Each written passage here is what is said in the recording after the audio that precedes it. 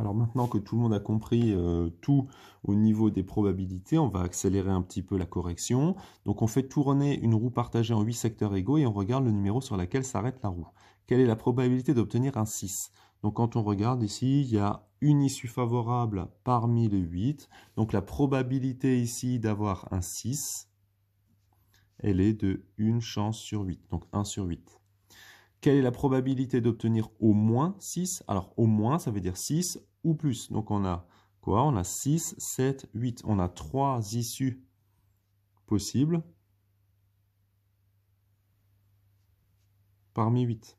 Donc, on a une probabilité de 3 huitièmes. Quelle est la probabilité d'obtenir un nombre premier? Alors, un nombre premier, il faut déjà se souvenir de ce que c'est un nombre premier. Un nombre premier, c'est un nombre qui a exactement 2 diviseurs. 1 et lui-même. Donc quand on regarde ici, 1 n'est pas premier parce qu'il n'a qu'un seul diviseur. 2 est premier, donc on va faire la liste des nombres premiers.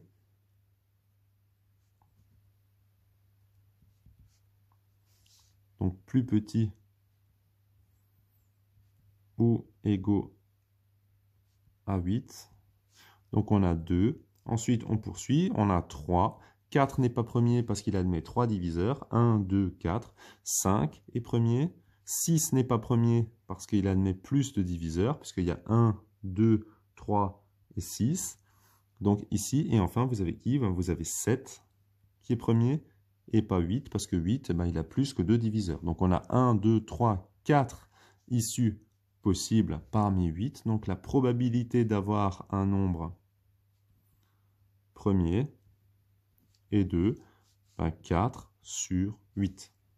Alors 4 sur 8, évidemment, on simplifie et on écrit que c'est 1 demi. Passons maintenant à l'exercice 7. Alors l'exercice 7, on lance au hasard une flèche dans la cible suivante qui est telle que ACDF soit un carré et ABEF soit un rectangle. Donc là, on regarde. Donc le premier ici, ACDF est un carré, ABEF un rectangle. On suppose que toutes les fléchettes touchent la cible. Ça c'est important, ça veut dire qu'on ne peut pas tirer à côté.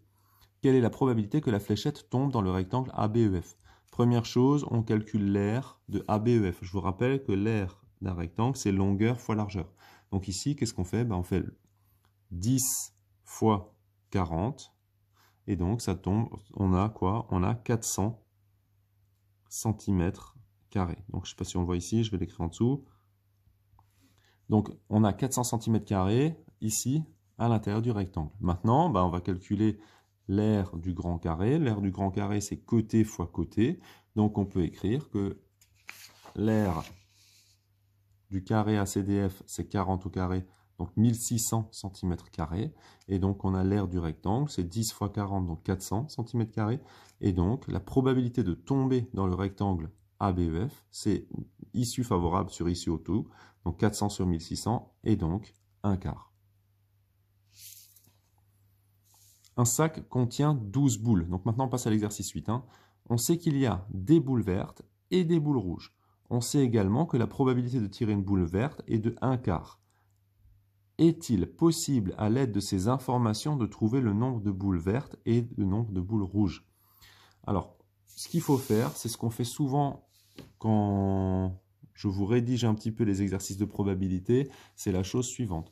Comme vous avez une probabilité ici d'avoir une boule verte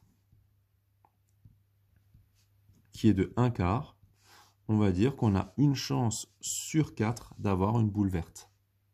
Donc il y a une verte quand il y a 4 boules. Et bien maintenant qu'on a fait ça, on va se dire, tiens, s'il y a 12 boules, combien est-ce qu'on a de vertes? Pas de difficulté ici. On voit que de chaque côté, on fait x3, donc on a 3 vertes parmi les 12. Donc il y a 3 boules vertes. Et il y a donc forcément le reste, donc 9 boules rouges.